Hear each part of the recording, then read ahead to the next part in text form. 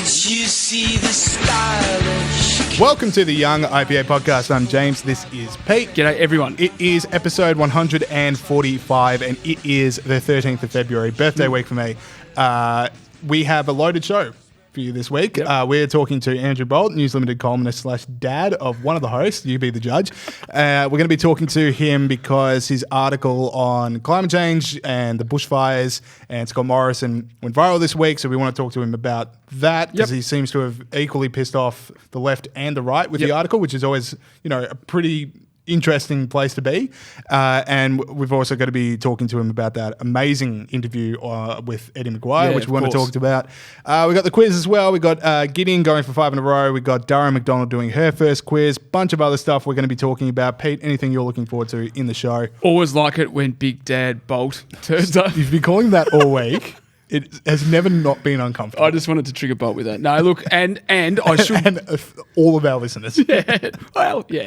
And also, we should mention at the top of the show, unprecedented in a Young IPA podcast history, we have the third... what would we call it? An unprecedented joint villain. Oh, there we go. 3 villains. Well, I was going to say don't give it away, but we did. So let's now just own that energy and just know that it's been given away. Hang around. Now, the thing that everyone is talking about at the moment is the High Court decision on...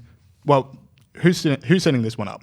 I can set it up. Peter, set it up. Okay, so on Tuesday, the High Court handed down a decision that stated that non-citizens who had descended from Aboriginal or Torres Strait Islanders did not fall within the scope of the Commonwealth's power to make laws with regards to aliens. Now, what has happened is 2 men of Indigenous descent who were not born in Australia, New Zealand and Papua New Guinea, both were were convicted of assault occasioning bodily harm and had their visas cancelled as a result. So, people who aren't Australians can get deported for crimes. Now, the High Court has said that non-Australians who have Aboriginal background can't be deported. And these guys have Aboriginal background, therefore they can't be deported. It was pretty close. It was 4-3 in terms of judges. So a split decision, I think they call that in boxing. But with a winner. With a winner.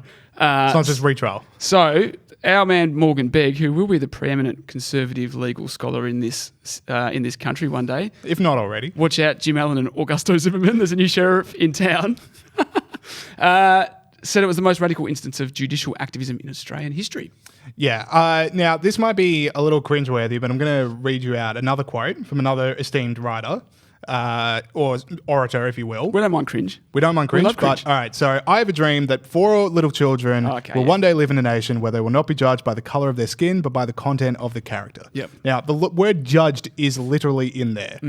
We don't want people being judged by race, but this is a High Court going like, you know what? Why don't we do that? Yeah. Yeah. Which is a bit weird for me. Oh, no, exactly right. It certainly erodes equality before the law. Yeah. And I reckon the left is pretty schizophrenic on this. So in one sense, it's like, immigrants can come to Australia, everyone can be Australian, being Australian is an outlook. It's not like in your blood. And, immigrants who come to this country are Australian. And I tend to share that belief as well. Yeah. That's not just the left who thinks that, but the left definitely think that. But then with this, they're saying there's a certain sort of category of Australians that have Australianness bestowed on them because of blood. Yeah, for which sure. Which is like, that's a really good point. Yeah, no, I'm definitely not about this one.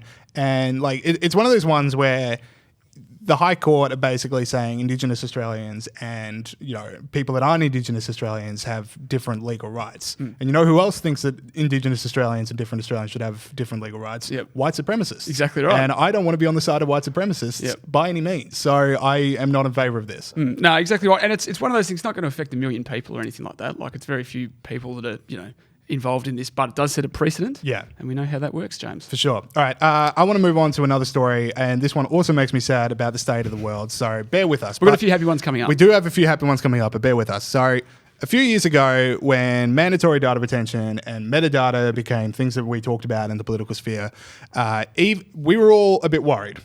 And understandably so, because you might remember that amazing David Spears interview, George Brandis interview, maybe with David Spears, where it was abundantly clear that George Brandis had no idea what metadata was, despite the fact he's about to be in charge of what Australian metadata is captured. should have been terrifying. But the one thing that we were assured of, Peter, the one thing the government could tell us is that the metadata legislation explicitly ruled out forcing telecommunications companies to hold web browsing histories of its users as part of the regime. Now, what do you reckon's happened this week? I couldn't possibly guess, James. Well, Pete, let me tell you. So the Commonwealth Ombudsman, Michael Manthorpe, is in front of the Parliamentary Committee. They're talking about mandatory data. And he says that some telecommunications companies are providing web browsing histories to law enforcement when sent a request for metadata by the agencies. So, you can say they don't have to, but they are. These metadata, these communications companies, your phone companies are handing over to the government your search history. Now, we'll give every person out there 5 seconds to freak out. Think about what you've Googled. Okay, we're back in. So now that everyone's freaked out enough, but this is pretty terrifying in that, we're always told, it's just this little thing and it's only going to affect the criminals, and you don't have, if you have nothing to worry about, if you have nothing to hide, you've got nothing to worry about. You sure you don't have anything to hide? Now, maybe you're not a criminal, but okay, so telecommunications companies and people that work at the government and, the police themselves, they have access to all these data. Do you trust everyone that works there? Oh, exactly right. Do you trust everyone that, maybe a hacker can get into the system? Do you trust any of those systems to withhold hackers' knowledge of who you are and what you search? I think that's a really key point, actually. Because, when the NSA story broke in America, the NSA was spying on Americans. The one thing that really, with my friends when I was talking about, and they were saying, well, I've got nothing to hide. Why do I care? NSA agents were just looking up their ex-girlfriends to figure out who they were seeing. Yeah. This is why you should be concerned. It's not whether or not you committed a crime. It's just whether or not anyone can access it because they slipped the right guy $100 and said, "Hey, mate, I just want to check this out." That's right. But it's not just the government who have access to this as well. One of the biggest threats to security today is our cyber security, right? So there's hackers from criminal groups and there's hackers from foreign governments that can access our digital stuff. And so the people in favour of this will say, well, the government's securing us and, they're doing it for our security. They're actually creating a security risk by keeping all this data. And hackers can get into it, and hackers get into it all the time. And you might think, well, URLs, who cares? It's just websites that you've Googled and stuff like that. There is a million reasons why you might not want people, obviously there's the humorous ones, but there's a million serious reasons why you might not want people to know what you've been Googling. And also read URLs every now and then. They're quite revealing of what's in the article. Yeah, exactly. Yeah. Exactly right. So that's the key thing for me. It's not just about, maybe the government might misuse this. The government's actually creating a security problem. Yeah, fair enough. All right, let's move on to fun things, unless you've got anything more you want to say about it. Just that there's been a few things like this, and maybe we should be keeping a closer eye on it, James. We should be talking more about this stuff. All right, so let's round up the Oscars. So I've got 5 things I want to talk about. We'll just run through them. All right. I've got 0 things I want to talk about. Actually, I've got 6, and this is submitted without notice, but I will always remember these Oscars, Pete, as the Oscars where Martin Scorsese fell asleep halfway through an Eminem Eminem performance, because I don't know why Eminem was performing.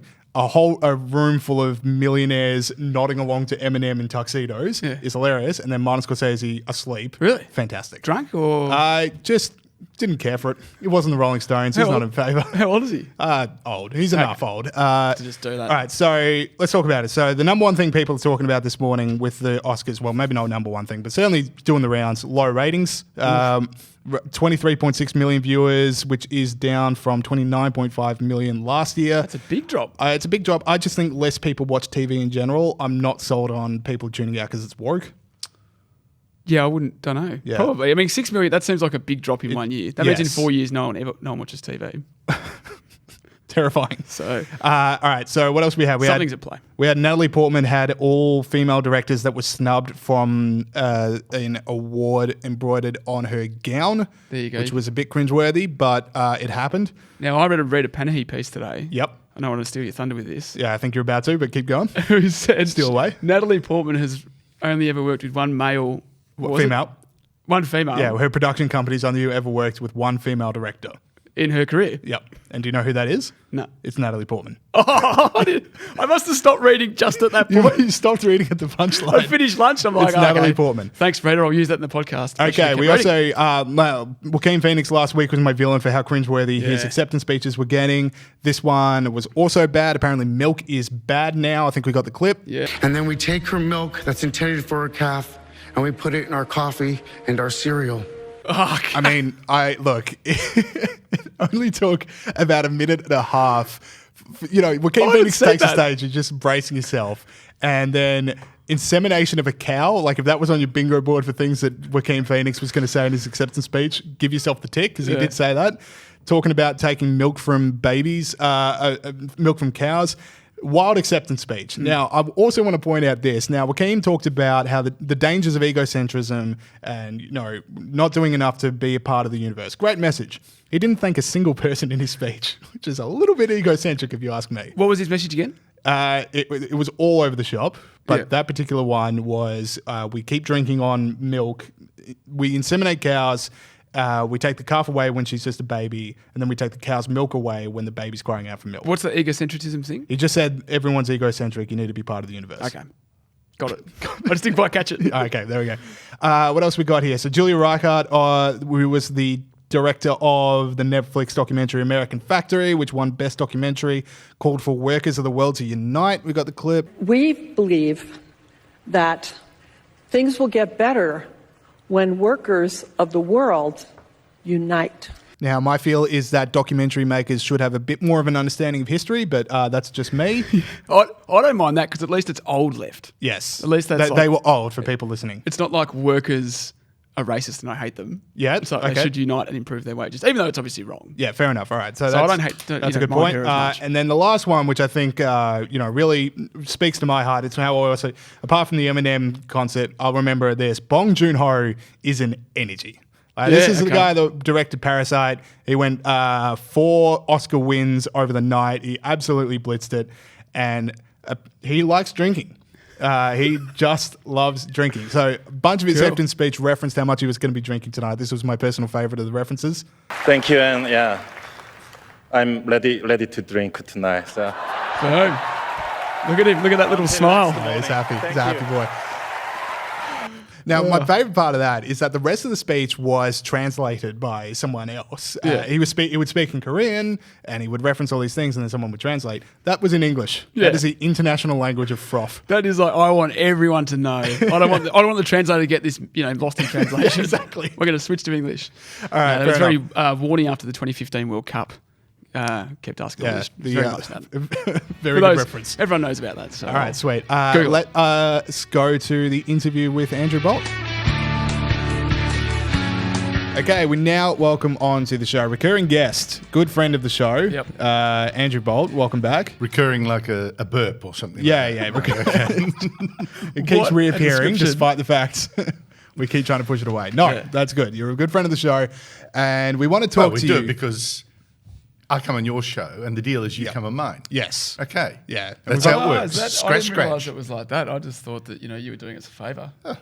So this is all some about kind of me. exchange. This is all about This is increasing my an clout. This is just flies towards my spider web, and then I'll use him to get ahead. It's Anyway, Nepotism is a wonderful thing, Pete. Yeah, I know. It is. all right. It's not too bad. So first off, Pete, you've been across me on Dad's show. You've been across Dad on this show. Who's interrupted who more when they're trying to frame an interview? It's a really good contest. Yes, it's like this I is- couldn't possibly say. This is a reversal of fortune. No, but mate, that's what fathers do. Yes. That's my job. Fathers interrupt. That's how it works. I've got a full page of questions. We've heard it all before. I've had 3 words into it.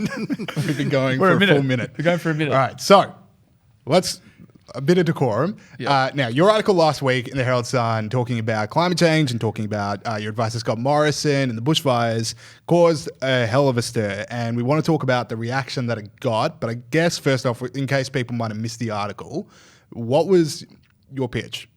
Well, my pitch was quite simple. It was to bait a hook, say a few things at the top of the article that global warming believers chant as a mantra without actually knowing where the debate is. That skeptics can actually say the same thing and they don't know it. So there's a false dichotomy. And that was like, I admit the world has warmed over the last 100 years. And I admit man's emissions might have something to do with it. And suddenly people like Eddie McGuire and David Pemberthy, journalists and commentators and crikey would go, Bolt has changed his tune, not knowing, that almost every skeptic says, yes, the world has warmed over the last 100 years slightly. Man's emissions may have something to do with it, or maybe, probably not much, you know, yeah. You know, the fact that so many people thought that I was doing a backflip shows how ignorant they are about global warming. And I just wish that I'd baited that hook a little bit more and also said, I believe in global warming, which is the new mantra, you know. I believe in global warming, which apparently to warming believers means not I believe in global warming, but I believe in global warming, but this is really, really different. And man's complete, I believe in climate change. I believe in climate change, but this is really, really different. And man's all to blame, and it's going to be catastrophic, and we can do something about it, and we should ruin ourselves while doing it. Like, that's what they really mean. When I say, you know, climate change is real or global warming is real, well, yes, there's been a slight warming over 100 years. Is man to blame? Maybe some small element. Is it bad? On the whole, it seems not bad. And should we do something about it? Well, the pain is probably not worth the gain.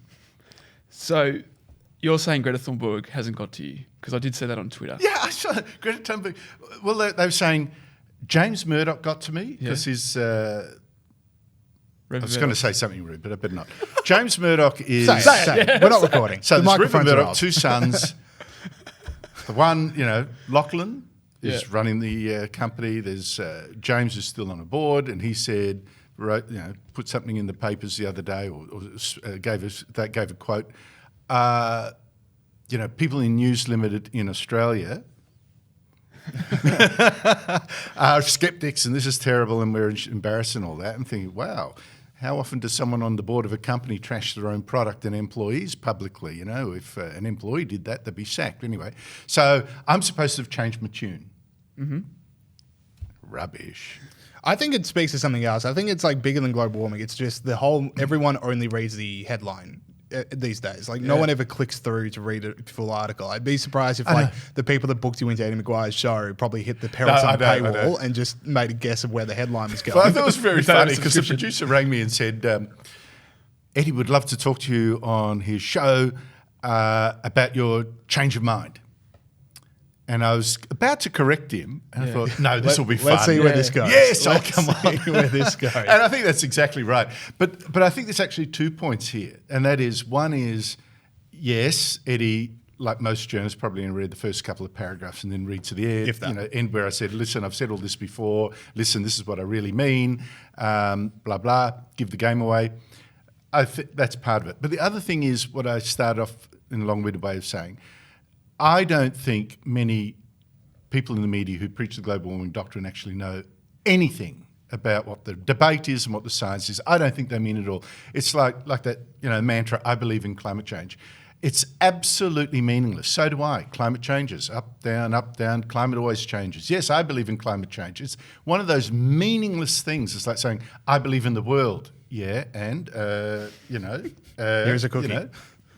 What's the next bit, you know? Yeah. So I that's what I think. The debate is actually dumb, and it's on slogans, and it's like a catechism. I believe in the Father, the Son, and the Holy Spirit. That's all it is. And you don't know, and what's the rest, you know? So with that, it's just, to me, it's also like, if you are concerned about climate change and your solution doesn't involve nuclear energy, then you're kidding yourself. Because, I think so. I think you're right. If it's not involved in nuclear energy, if you're going full renewables, or we just need to get rid of coal. You're just jerking our train. Yeah, and it's just the idea of like, at that point, it doesn't become about climate change anymore, because I think the reason people don't want nuclear, and maybe it is because of fear of Chernobyl or Fukushima, but I think it's more, if we go to nuclear, it's just a different level of billionaires at the top of society, and I don't think they want that. But if it's renewable and if it's government owned and it's this thing that no one can profit from, then it's more of a societal change than it is about. Well, I'm not sure, because global warming or energy. obviously green billionaires are profiting enormously. Yeah, but they don't count because they're green. Yeah, well, that's probably true. I think it's actually worse than that. I think it really is. This is what we've seen since the French Enlightenment, Rousseau and all that. This is really, let's get back to nature. It's that revolt against progress and development and all that. That's what it really is. They want a deindustrializing of society. They want this bizarre idea of, get really poor, live in a little hut, eat roots and leaves and be in harmony with nature and it's a Garden of Eden. Yeah. That's what they want. They want to go back to the Garden of Eden. So that's what it's really about. And any technological solution like nuclear goes right against that. But I think you're right. What I find really interesting here is we actually have, with that particular debate, a conflict of where we had one religious spasm, totally anti-scientific about nuclear power, colliding with the next one, or next one but a couple, global warming, where the same sets of ignorance and mass panic collide with the other, so that the solution to this problem can't be embraced because of the hype about the first. Now, you mentioned Chernobyl. The known death toll at Chernobyl was fewer than 100 people.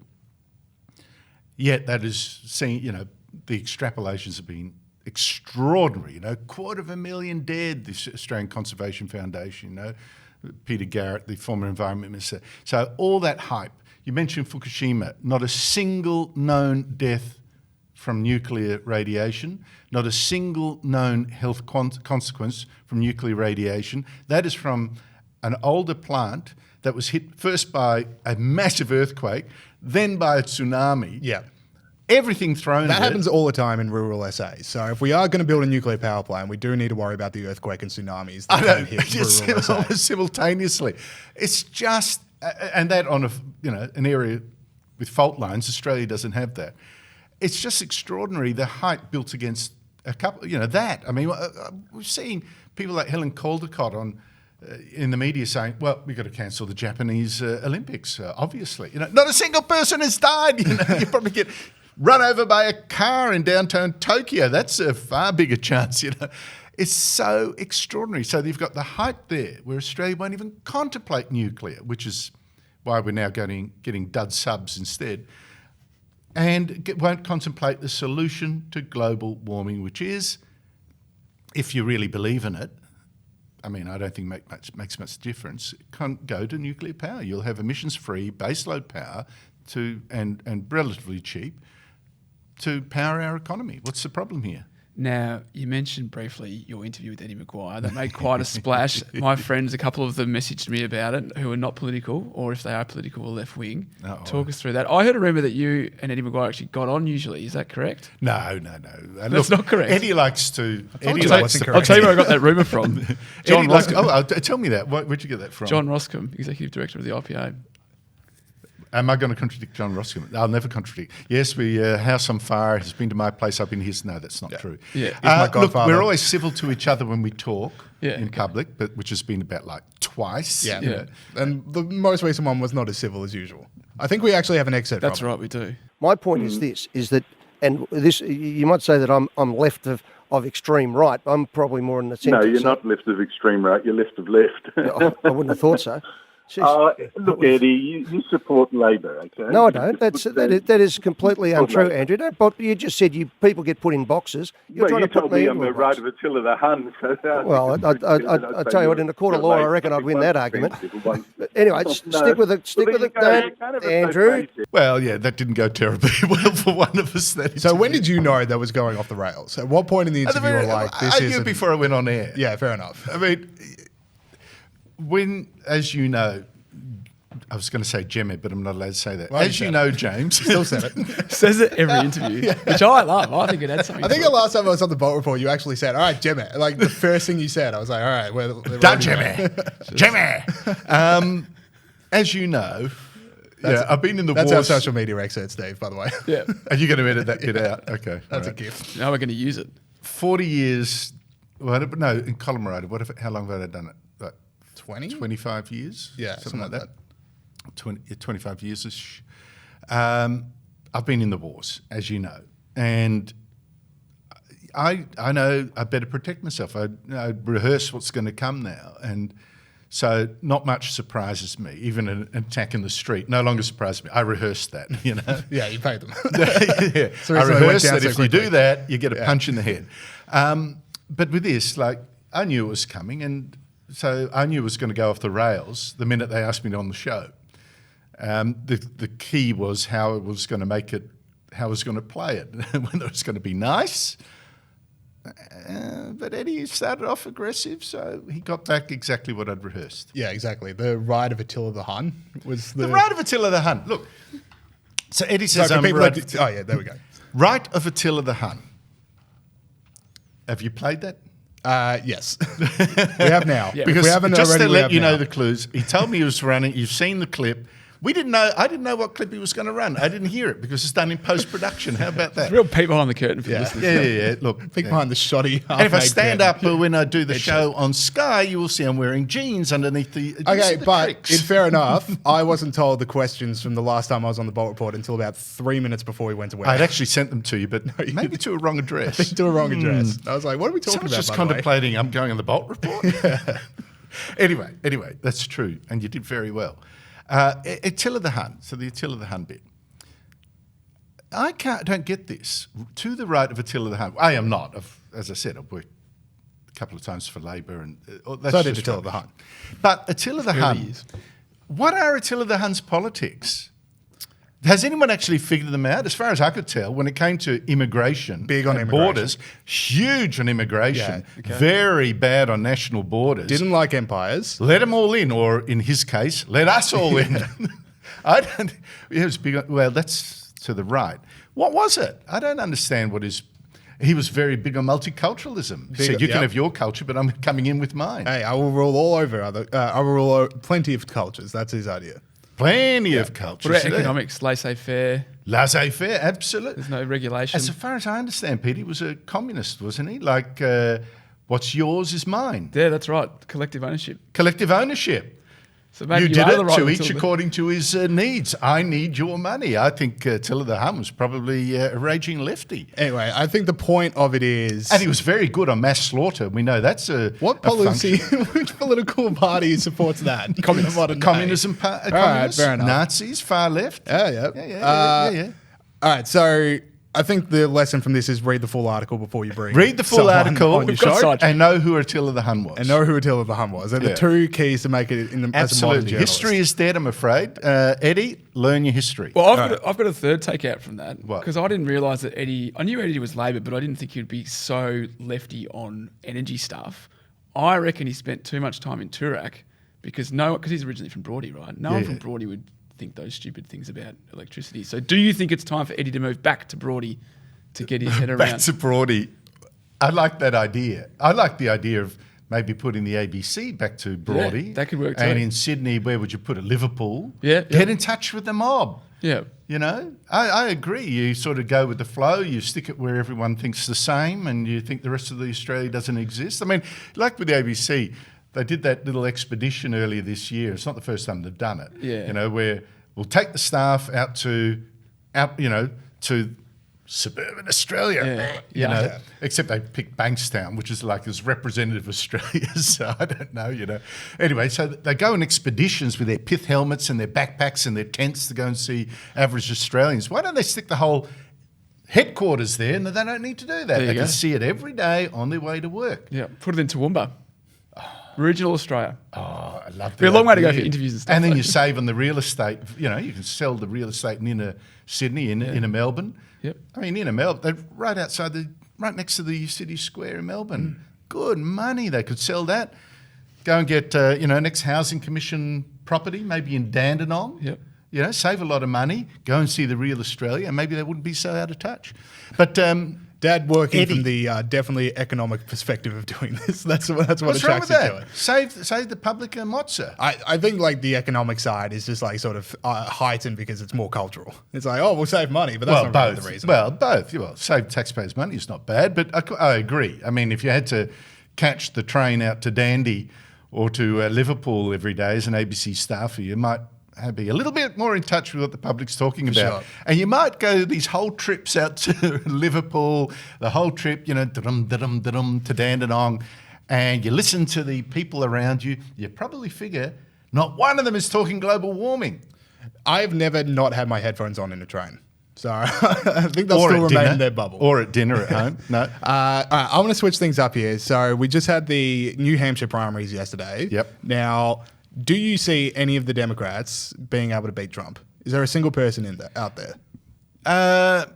Not yet, but I didn't call Trump's victory last time, so you can now fast forward through the rest. But don't forget, these contests have momentum of their own, where someone that you thought 2 weeks ago you didn't think Buttigieg was going anywhere, now suddenly is one of the two front runners, Bernie Sanders. Yeah, and then Klobuchar pulls 20% out of nowhere.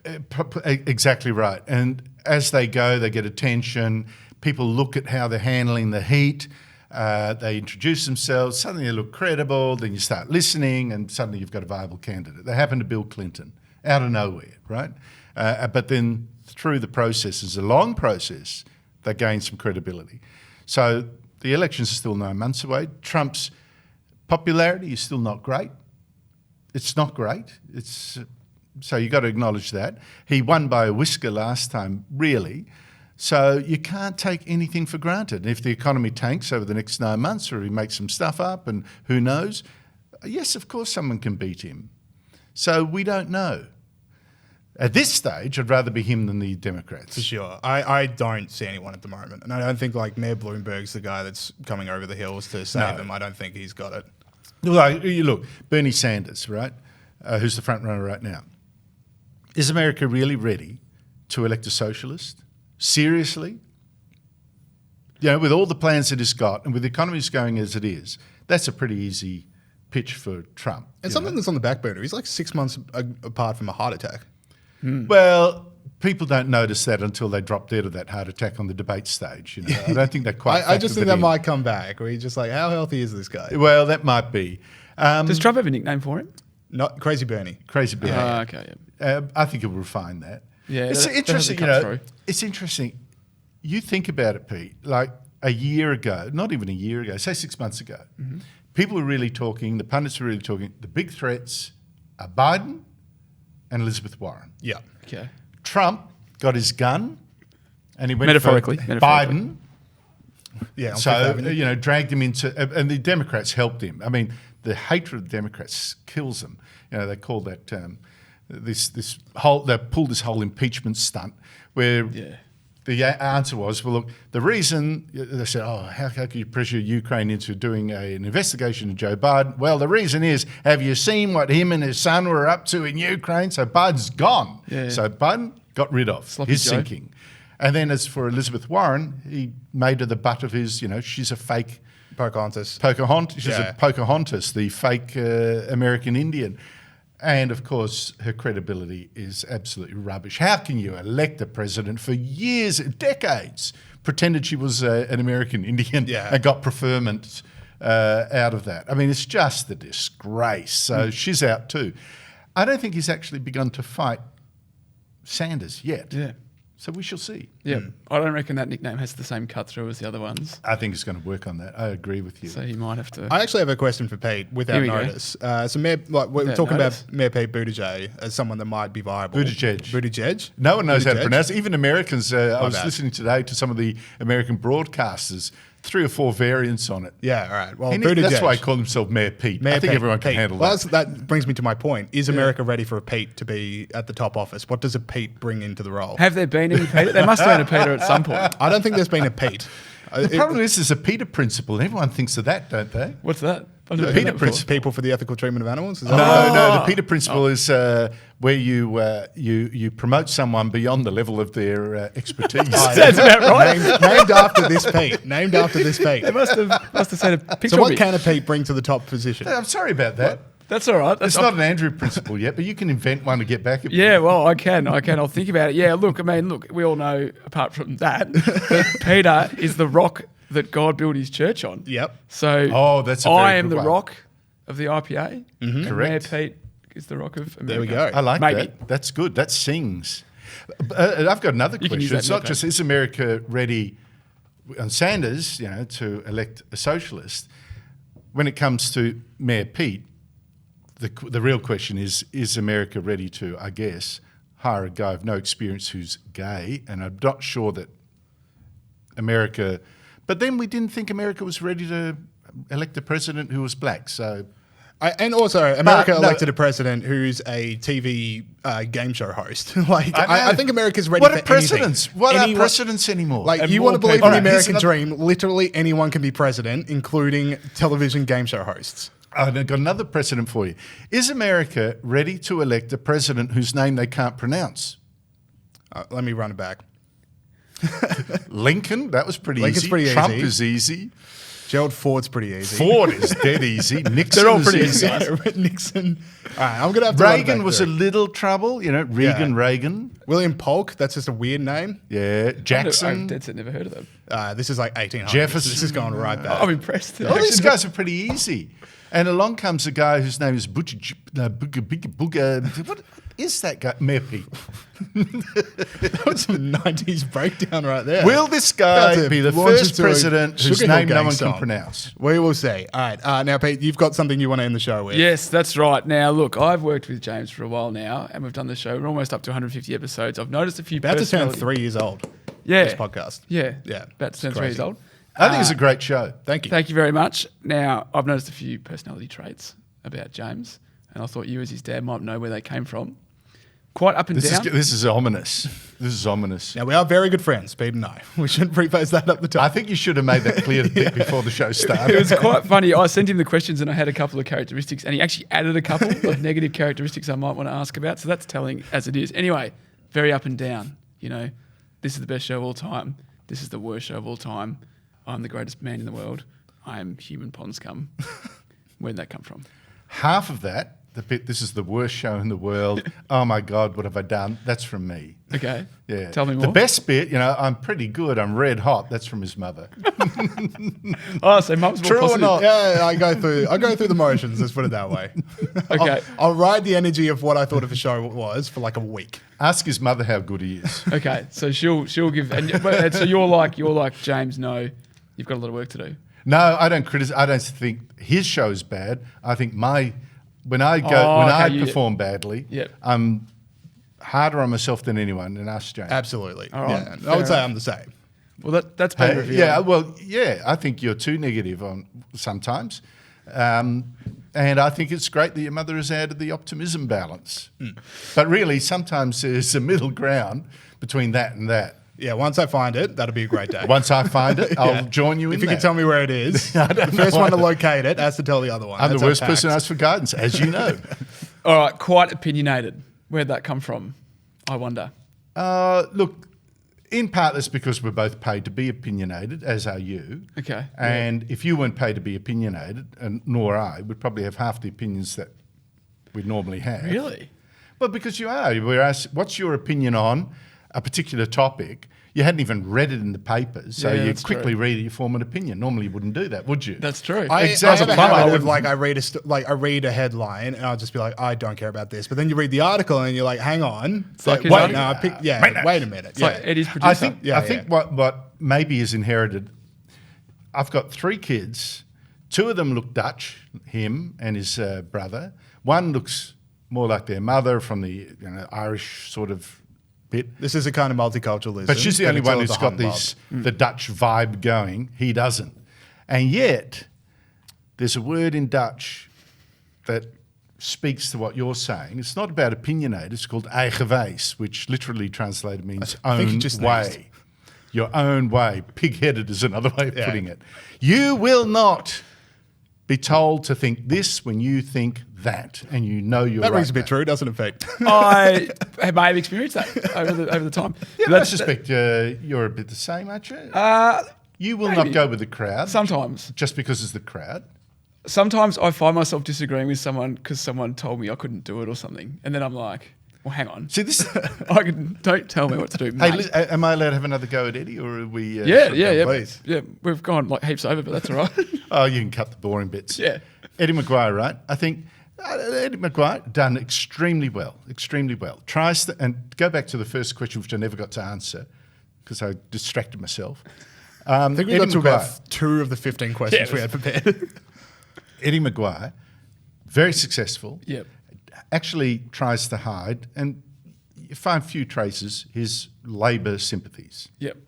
I think it's bloody obvious, but So he gets really upset when you think you found him. You know, how could you tell that I'm a Labor supporter?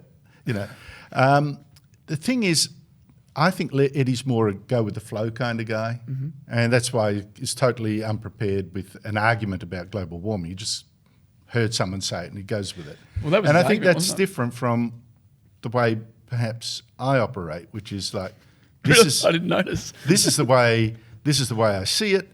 And if you're going to tell me James Murdoch says I shouldn't think it, or Greta Thunberg says you're wrong, what? That's going to change my mind? Someone else's opinion? No. You give me a fact and I might, but not an opinion. Yeah, well, but Eddie's whole argument was, who cares if it's right? Business is doing it anyway.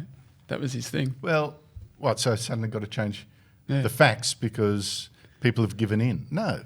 There you go. Eddie McGuire would go with the flow That's why character. I'd be one of the first to be put up against the wall and shot come the revolution. And that's as good a place to end it as anywhere. So, Andrew, thank you very much for coming back on the show. You got to come on mine. Yes. Thanks, Andrew. Okay, thank you to Andrew Bolt. Always fun talking to him. Yep. Let's go through some heroes and villains. I probably should have signposted that at the start of the show, but here we are. We're now at the heroes and villains section. Yep. Adjust your expectations accordingly. Pete, the grunt the pig, freedom snort of the week. Oi! There he is. Saul's back behind the desk, and that means unannounced, impromptu snorts will be peppering the rest of the segment. But Pete, who is your hero of the week this week? Well, my hero of the week, James, we get cynical about social media users in the world, on this show and in the wider world. We get cynical about it. This is one of the better things. This is one of the great things about social media is it's been used by people in countries that are authoritarian to fight for freedom. My hero this week is Chinese social media users. After the death of Li Wenliang, a doctor who was censored for trying to alert citizens about the coronavirus, so he died recently, there were 3 viral hashtags on Weibo, which is the Chinese social media platform. The hashtags were: the Wuhan government owes Li Wenliang an apology, I want freedom of speech, and we want freedom of speech. Now, as I said, we always talk about people being so brave on social media in the West, blah, blah, blah. But this actually is brave, because I've got no doubt that, there is a possibility that these people can be tracked down by the authorities in China and punished for speaking out. So there were millions of comments, hashtags, and other statements and things like that were completely wiped from social media. And for that, we whinge about China a lot, but we should point out the fact that the biggest victims of the CCP are the Chinese people, and Chinese social media users are my hero this week. Yeah. What I like about this story, so as you say, that we want free speech hashtag goes viral. That topic then gets shut down by the censors, and it's replaced by we demand free speech. Yeah. So it's like, all right, you're going to shut us down, we're going to come harder. We don't want it anymore, we demand it. The other part of it is and you're talking about the Chinese censorship. Now, for me, coronavirus, I've upgraded my levels to somewhat concerned about global pandemic. What was it previously? Not very concerned, but it's now somewhat. But undoubtedly, for me, the scariest part of this whole thing are those videos of the Chinese tanks just going through the streets, just spraying disinfectant everywhere, and then dragging people out of houses and into cars, or dragging people into houses.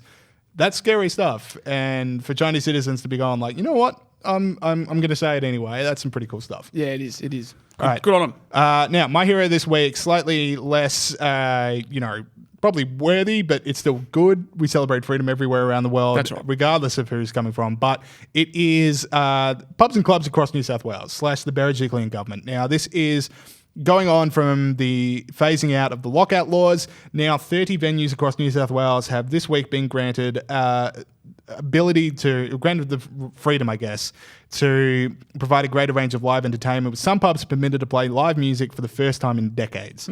So the fall of the entire state being the town from Footloose is falling. That is a reference I hoped you would get. I Absolutely. don't think you did not. Do not get in any way, See, shape, this is or the thing, form. because I got my pop culture references that you don't get. So I'm I need to date it, and then still nothing. I'll get there. As long as the people out there know what you mean. Yeah, that's I need to fine. research 2004 Ashes, and then I'll be able to figure this out. But 2005, but yeah. 2005. Whom could forget? Now, this is important because Melbourne stopped Liam Gallagher playing halfway through Supersonic, that's a good and point. we are really at risk of losing to New South Wales in freedom. That's right. And I like to tease them about that, but they're getting a little bit better. I didn't realise that this rule had been around since the late 80s in certain places, and it specifically said in the legislation that the rock and roll wasn't allowed to be played, so that's quite funny. But it's good that it's back, and maybe we are in trouble. Yeah, so that's why I wanted to make them my hero of the week, is to really fire a warning shot at Victorians that we need to start really getting serious about this stuff. Well, this is good. I mean, this is like how I told the people of Australia to rise up against alcohol tax last week. Yep. We're starting to get a little bit That shouty and demanding people do things. Yeah, we're becoming the people we rally against. Yeah, exactly right. But no, rock and roll Gladys. That's All right. what I call her. Now, sweet. Pete, do you want to cross it to these villains? Because God help me if I have to introduce this nudie run clip. Well, this was James's idea, and it was a really good one. It's never the best my one, idea. The best one Please he's do ever not had. put this idea on me. The villain of the week is named after Extinction Rebellion for having a fake nudie run as part of their protest in October in Melbourne to protest against the Earth ending on whatever. Saul, roll the tape, please. As Extinction Rebellion protests enter their 6th day. That is the not the activists nudie are run. trying to pressure the Australian government to take... Okay, cool. They have besmirched nudie runs. Now, James, hit us with your villain. Nudie runs besmirched themselves long ago. All right, my villain this week is Hillsborough County in Florida, and specifically the police about it. But they can rest easy because Hillsborough County, Florida, their police have arrested 118 people for the terrible crime, Pete. 118 people. You think this is a crime syndicate. This is people that need to be taken down. This is end-of-day stuff. For performing unlicensed contracting work as part of a sting known as Operation House Hunters. So what these police would do is they would use a home, they would ask these contractors to come in, these unlicensed contractors to come in, maybe paint, maybe do electrical work, maybe do scaffolding, and then the second they agreed to do it, they'd place them under arrest for unlicensed contracting work. Yeah. Because you need a license to do all these things. Now, electricians, okay, maybe, but painting? Yeah, you sure that's about rubbish. that? Yeah. Now, it got carried out between March and December last year. The arrest got announced yesterday, but this is a whole thing in that, okay, so who are unlicensed contractors? Now, I don't want to sweep and generalize, but a lot of them can be criminals that have come out of prison or new immigrants to a country that are just trying to find a foothold in society. Now, are these really the two classes of people we want to be throwing the book of law at? Yep. And we don't want to be helping them get a thing? Like, we can talk about, high minimum wage as well and the licensing, what am I thinking about? The haircut. Licensing. That's licensing laws. Occupational licensing. So occupational Right. licensing, yeah. So this is the kind of stuff that stops people getting even the first step into society after immigrating or after getting out of prison. And when you keep doing stuff like this, don't be surprised if there's more crime. That's exactly right. Because how else are you going to earn a buck? That's right. And also gain the self-worth that we know comes with the Yes. dignity of work. Now, James, I loved your story you told about this, about shutting down a socialist mate of yours with this issue. Oh, shutting down. It's a bit harsh. Well, it's just like, you point out this story, you get some, so if you want to talk about this with left-wing friends, this is how you do it. So you bring this up, you talk about how terrible it is that the police are throwing the book at people that definitely don't deserve to be having the book thrown at because, all they're doing is painting a house. And they're providing a service at a fee that someone else says is acceptable for the risk of it not being good. So, everyone should be winning here, but the police are throwing a book. And you bring this up, and then you just go, get them riled up about the idea that life is so unfair for new immigrants and for low-skilled labourers and for returning felons, and then you just say, so why should the minimum wage be as high as it is? Mic drop. Mic drop. All right. Froth drop. Froth drop. Don't drop your froths. All right, Pete. Now, who is your villain of the week? My villain of the week, James, is a real surprise. It's The Guardian. The Guardian newspaper. So now this one's a couple of weeks old. Late January, The Guardian took the brave stand, very unlike them, of foregoing advertising from oil and gas companies, because I'm sure the likes of Chevron, Gazprom, and the National Iranian Oil, Exxon Valdez, they were big. They have The Guardian as a core component of their marketing strategy. We've got to appeal to these hackney hipsters. Yep. So obviously a brave stand. Now Rebecca Weiser, I'm copying a lot of this stuff off Rebecca Weiser, who had a great piece in the Specky about this. She made a few good points, which I want to share with you listeners. Now, she said regular readers of The Guardian would note that Guardian journalists like to point out that airline CO2 emissions account for 2.5% of global emissions, are rising 70% faster than predicted. So you'd think the Guardian ban would also include a ban on advertising for flights and holidays and things like that. Not true. In a recent Guardian edition, there was an insider's guide to Kampala, which is the most Guardian thing you could possibly imagine. So they're still going on with that. They're still going on with car ads. How to find the best chai tea in Singapore. Yeah. That would be my most Guardian thing. Well, yeah, maybe. I mean, Singapore's a long way from England, but look, let's park that. And I'm just saying, Guardian Australia. It's like Guardian in general. Like, I'm just trying to figure out what's their most Guardian story. Yeah. So I'll let you keep going with that. I'm going to keep thinking about these. So The Guardian is full of car The ads. best sushi you can find in San Francisco. Also Go good. Guardian. Also good. Let's save these for now. The Guardian is full of car ads, which we know are destroying the planet. Electric car ads, which we know need a power grid to run on, and that power grid in Australia and the UK is powered by fossil fuels.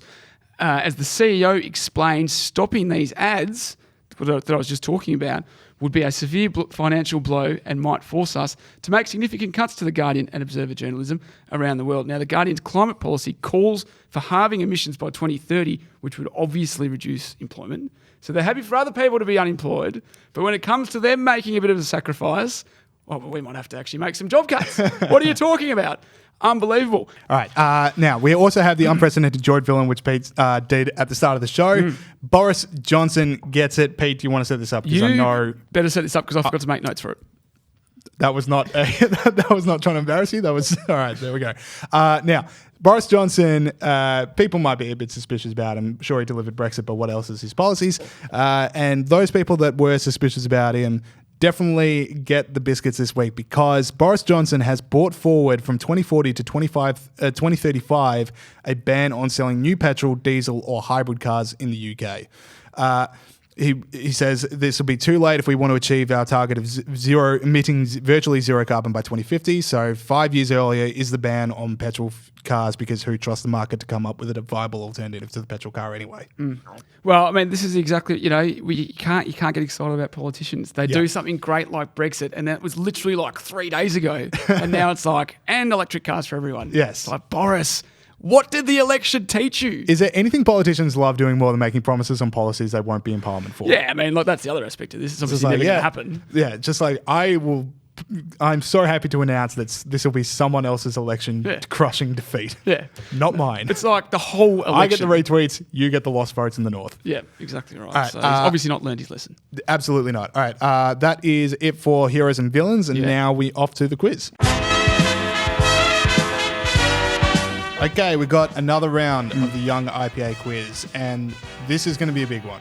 Because if last week we set a record with Gideon Rosner going for 4 in a row, this week going for 5, this could be huge. It's starting to feel like look, everybody's got something they're meant to achieve in their lifetime, and I think this is mine, being the Young IPA quiz champion. So, I'm going for a Robert Menzies style record. Wow, there we go. All right, so we're already comparing ourselves to Robert Menzies. It's a good start to the quiz. We also have Dara Macdonald here for her first quiz. Dara, welcome to the show. Thank you. There we go. All right. A little bit about Dara. What's your job here at the IPA, Dara? I'm a research fellow. I'm working with Morgan Begg doing legal rights and particularly religious freedom at the moment. So that's mainly my project. Well, there we go. So stick around on the IPA website and see Dara's work. And Peter Gregory, as always. Good to be here, folks. Roof. Let's do it. Come on, it's time. It's time. All right, so Dara, it is your first quiz. If you are new to it, you get 1 point on for correct answers, 1 point off for incorrect answers. There is a 5, 4, 3, 2, 1. Who am I at the end? And your buzzer is going to be your first name. So let's just hear it.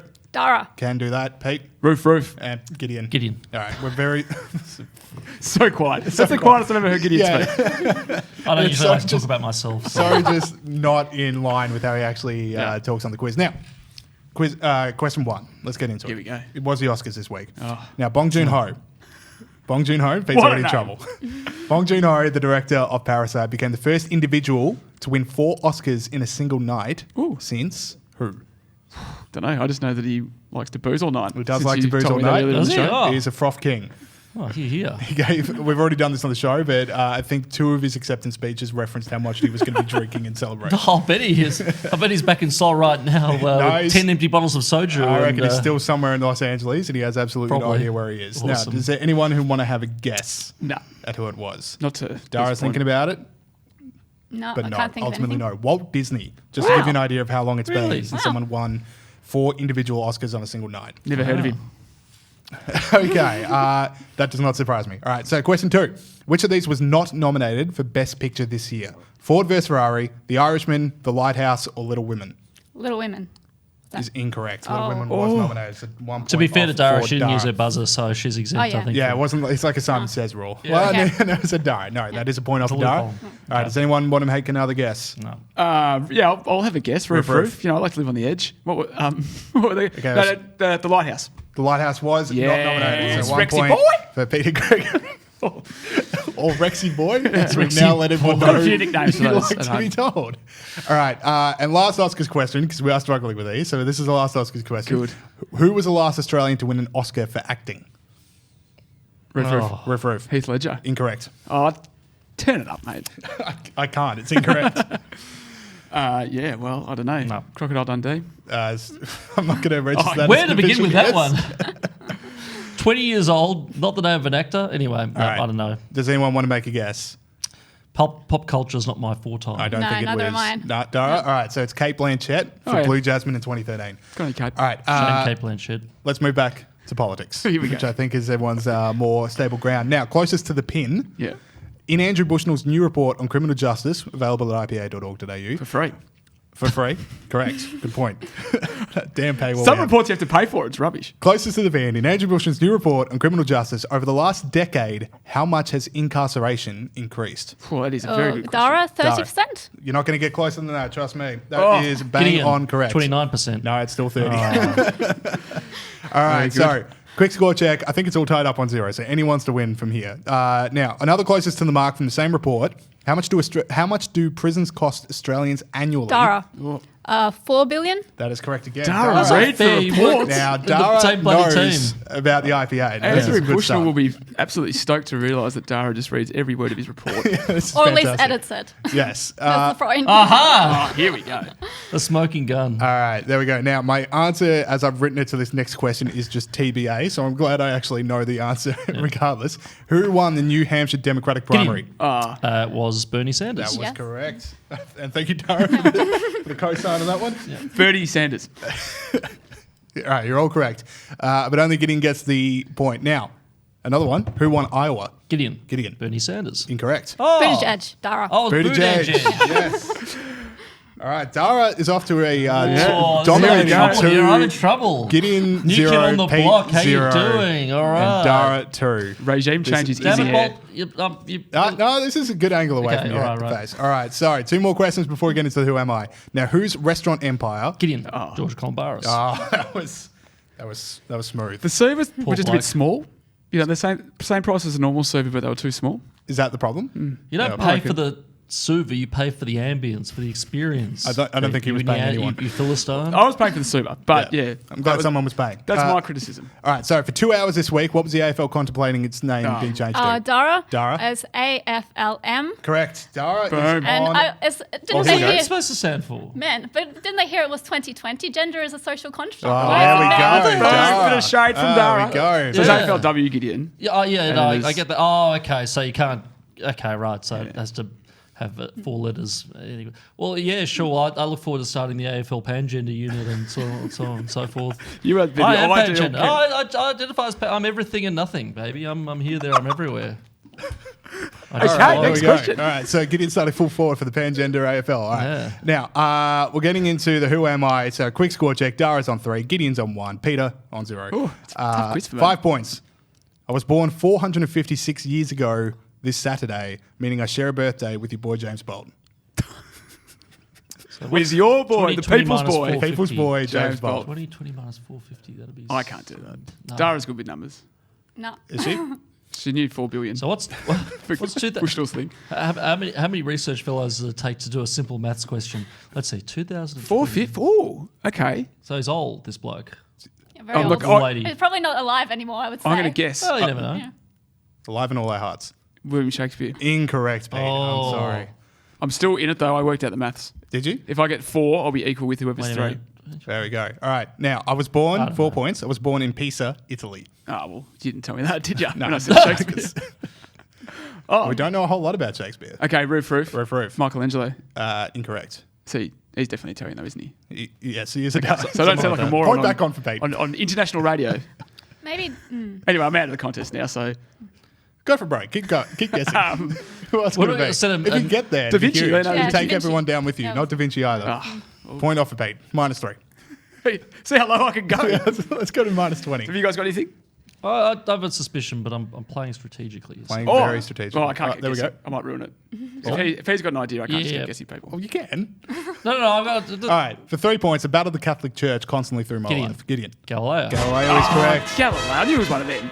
He was one of those philosopher Who are them? people. One of those, Scientists. They look the same to you, don't they, Pete? Well, Gideon has gone 5 in a row. He's pipped it at the end. Dara's finished on 3. Gideon has finished on 4. Gideon remains a champion. Was close. That was close. I thought Dara had it. Yeah. I thought Dara had it. Maybe another round. Yeah, I'm down. I'm All right. down. Sweet. Sorry. Thank you Just very much. no questions about anything Dara's edited.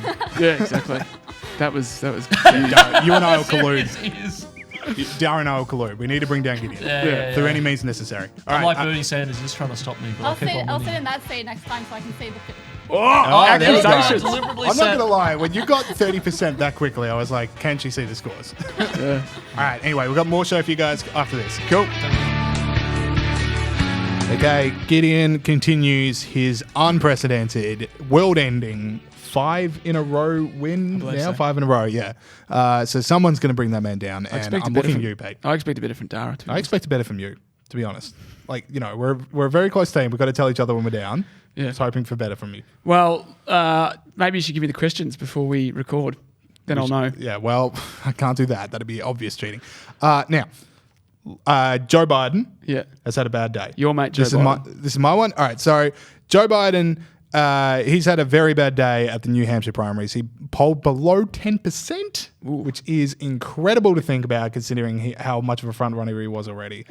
Is that unexpected? That is, he should be dominating. He is 4th in this one. I think he came 4th or 5th in Iowa. He's already in the next place trying to figure out. He gave his speech about New Hampshire from South Carolina because he's like, I am getting the hell out of this state. Really? I don't want to be here. I don't want to be here anymore.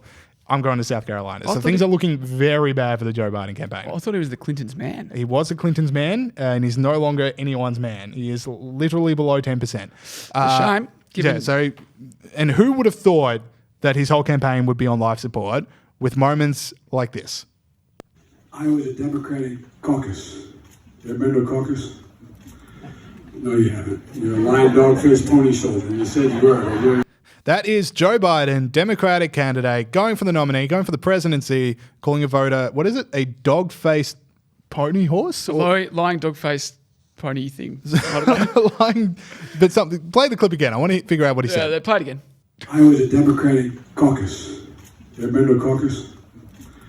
No, you haven't. You're a lying dog-faced pony soldier. You said you were. Lying dog-faced pony soldier. Now, I've heard a lot of words in my lifetime, and those words in a lot of combinations of things. I've never heard lying dog-faced pony soldier. Well, I get it all until pony soldier. What is a pony soldier? I have no idea. But I would vote for that. You would? Yep. No malarkey. No malarkey. The guy that's a bashed famous. What, the Corn, Mr. Cobb, or whatever his name was? Corn Pop, the Corn gangster Pop. that he took on. Mr. Cobb. Mr. Cobb. Now, I would take a different route because I reckon Joe Biden's been kidnapped. There was always the idea that George W. Bush and then Jeb Bush never actually wanted to run for presidency. This is the most obvious one I can think of. This is a guy that just does not want to be president. He's been 3 or 4 times telling people individually, if you want this, then don't vote for me. Yeah. He's calling someone a lying-faced pony soldier.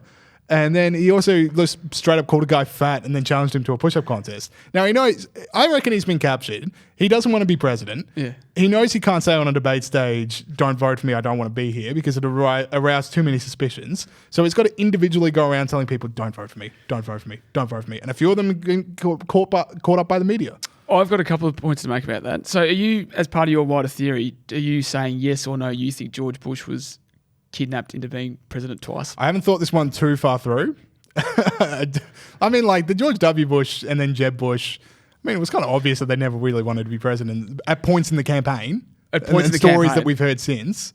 It's kind of obvious George Bush didn't want to be president. Well, I'm the king of mayor, but there was always the suspicion. I'll give you Jeb Bush because that is definitely a very sad Wasn't man. there that story that someone emailed him about the high school football coach of their alma mater and he responded back in 40 seconds in the middle of a campaign? Yeah. Tell me that guy wants to be there? Yeah, well, as I said, I'll give you Jeb Bush, but I don't know about George Bush. But is this not just Joe Biden trying to get cut through? We're talking about it in Australia.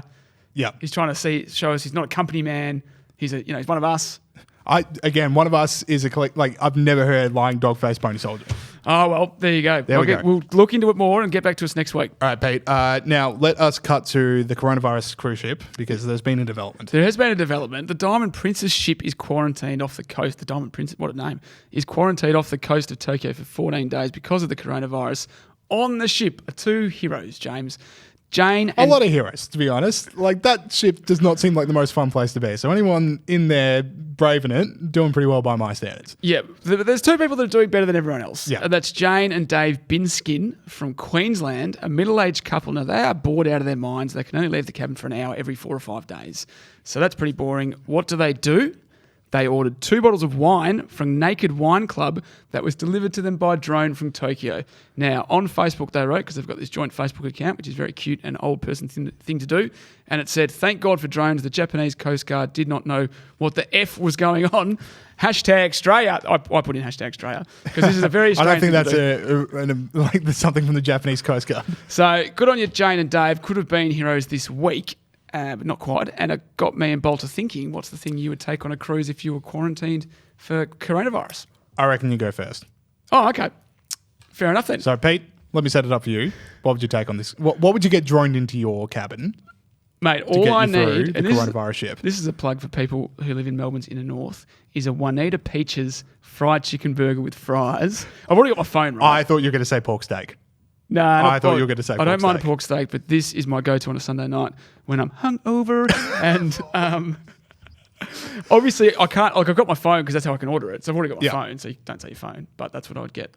Fair enough. Juanita Peaches, check it out. I bet you they love the IPA. All right. Okay, my one? Yep. The hoodwinker sunfish. What is that? The hoodwinker sunfish. That's not a thing. Now, see, look, I want to get out of this ship. If I'm there, I want to get out. This what? I want to get out of this ship. Okay. Not this podcast. I want to get out of this ship. Yep. Now, if I order a jetpack, but I'm quarantined. So if I order a jetpack or 15 bed sheets that I can tie together, way too obvious. They'll just say, you can't get this. Yeah. But if I order this fish, I reckon I've thrown them off enough that they give me it. Now, then I rig up my bed to make it look like I've gone to sleep, but the fish is in there. Then I just wait. Because eventually, the fish is going to smell so bad that the crew workers on the ship are going to go, we've got to get rid of this fish. It's rotting. You have a question already. Is the fish in the bed? Just stay with me. Okay. The fish is on the floor. Okay. The fish is on the floor. I should point out at this point, this the hoodwinker sunfish can grow to 2.4 meters long. Okay. Now, they want to get rid of this fish. It's starting to smell. Yeah. They come in. I'm asleep. They can't wake me. They just drag the fish out and they go, how are we going to get rid of this fish? Now, we can throw it out, or that's, it's a 2.4 meter fish. That's annoying. Why don't we just throw it back over the ocean where it can just be with the other fish? They throw it over. Where am I? I'm in the fish. I get out of the fish. I swim to safety. I swim to freedom. How long were you in the fish for? Probably 2 days. It's an ideas factory, okay? Yeah, okay. Look, I mean, it gets me off the ship. The jetpack could be too obvious. I'm probably just going to stick with my burger, to be honest. All right, fair enough. Let me know how you go with that fish, mate. Well, that's 10 minutes of enjoyment, then you're back on the cruise ship. This is a plan for freedom. Just order another one. All right. Now, Oscars this season. Now, Peter Gregory, not a man across pop culture, I would say. Well, I'm not across movies. Not across movies. Yeah, I'll give you that. And with Parasite winning Best Picture, you were starting to get a little concerned that maybe you'd be caught out as someone that doesn't watch a whole lot of movies and hasn't seen Best Picture. Yeah, I mean, we say it on to thousands of people every week, but but among your friends. Yeah. You want to be impressive. You want to sound like you're a man of the world. Yeah. So what I'm going to do is I'm going to give Peter Gregory the guide to pretending that you've watched Parasite. Yeah, that's right. And any listeners out there who aren't big movie buffs either. Yes. So if you do want to watch Parasite and you don't want spoilers, I'd tune out now because it's about to get a little spoilery. They're mild spoilers, aren't they? Mild spoilers. I won't give away too much, but if you do, because I recommend going into this not knowing anything about the film, which is how I went about it, then I would tune out now. And so, personally. What is Parasite? So Parasite won Best Picture. Okay, yeah. Parasite won Best Picture. That's why we're doing this. You may have heard that with a cursory look at the news. Yeah. All right, so Parasite's a movie, you're saying? So, and you don't intend on seeing it? Oh, I don't know. No, I don't know why I don't just see say movies. No. Just say no because you're not going to. Yeah, probably not. All right, fair enough. Now I saw it. I'll say it. In the interest of transparency on this podcast, I saw it by myself in cinemas. Mm-hmm. Underrated experience. I haven't done it for a while because the last time I did, it was like 6 years ago or so. You don't have to justify yourself to us. No, this is a good story. So 6 years ago, go to the cinemas by myself. It's like this family holiday through New Zealand and I just needed a bit of me time. So go to the cinemas and I was like, is this weird? Seems a bit weird. I'll be fine. I sit down behind this group of teens and the second I sit down, just someone goes, that guy's sitting here by himself. That's so weird. Legit story. And then when I saw Parasite by myself, I sat down next to a group of teens. Flashback city. I was nervous. But that's nowhere near the weirdest thing about you. Nowhere near. But all right, so first off, deserving Best Picture winner. I'll say it. Okay. I haven't seen all of them, but it was a 2-horse race between that and 1917. Parasite clearly wins. So here's the plot, so just so you get a taste of the plot. So you got this dirt poor Korean family. Their son gets hooked up with a job teaching this rich family's daughter English. Mm-hmm. And then they con the mum of the rich family into hiring his sister as an art therapist for the son of the rich family. What era? Modern day. Okay. And they don't tell them that they're brother and sister, and they just think they're two different people. Then they start to get other people around the house fired to hook dad up with a job and then mum up with a job. Okay, yep. And then the lies start getting a little suffocating. Now, is this starting to sound like a film you might see? Oh, yeah. Give me something. Yeah. Yes. Awesome. Right. Okay. Now, here's how you can get away with saying that you've seen it until you've actually seen it. Now, if someone says, dude, what do you reckon of Parasite? Instead of saying, haven't seen it, you could just say, society sucks, dude. Basically the idea of the film. That's how you get away with it. Now, it's a bit defeatist and fake because you don't think society sucks. Well, I think society is a vague approximation of a meritocracy. Oh, there we go. So, I'm impressed. It should throw people off the scent you haven't seen it. So if you do feel like throwing down, if you do feel like saying that, you can always say, okay, but now do a sequel about Parasite with a Korean family from the 1950s trying to get in on the poor family's life because life is getting better. Yeah. So you could say that. Sorry, run that for me again, please. So you could say, why don't they do a sequel where if poor Korean family from the 1950s tries to get in on the modern day Korean family's life now? Because it's a whole thing about class struggle and capitalism, but life is better than it used to be. And then the third one you could say is the old housekeeper wasn't that bad. If you just say that, I reckon you could get away with it. Old housekeeper wasn't that bad. Yeah, people that have seen the movie know what I'm talking about. The old housekeeper. If we're talking about how all poor people are resentful of the rich and class cannot coexist, just say the old housekeeper wasn't that bad. What if someone says why? Do you think that? Freak out. Run away. Go to the bar. Yeah, okay. Just say what you did earlier about meritocracy. Yeah. That's how you do it. Okay. All right. So anyway, is this something you'd want to say? Potentially. How does it end? Are we going full spoilers? I don't know. Do you actually want to know? Well, I mean, so all I know so far is that they've sacked a couple of people and they're trying to get more jobs. The lies start to get a bit strangulation. How about I tell you offside? Because we do have people behind the tech desk that definitely want to see Parasite. True, yeah. So, all right. That is it for the show this week, but you want to plug an internship. I want to plug the internship that you would want to do if you listen to this podcast. James Patterson, Senator for Victoria. Friend of the show. Great man. Probably be Prime Minister one day. I don't know. Is doing internships. If you want to know more, just go to find him on Facebook, Senator James Patterson. All right, cool. That is it for our show this week. So thank you to all of you for listening. Make sure you're telling friends and family about the show. Make sure if you are listening through iTunes, you're leaving that 5-star review for us. We're also available on YouTube and Facebook, so go to Generation Liberty YouTube. And speaking of Generation Liberty, if you are a young person out there, if you do want to get involved in what the IPA is doing and what Generation Liberty is doing and join the network of people young and care about freedom, head on over to ipa.org.au/join or like the Generation Liberty Facebook page or the YouTube channel or the Instagram. Yeah. It's like $10 or something, $20. Fantastic. It's like 10 minutes work on a Sunday. Absolute value. In hospitality. That is incredible value. All right, that is it for the show. See you guys next week. Thanks all. See ya.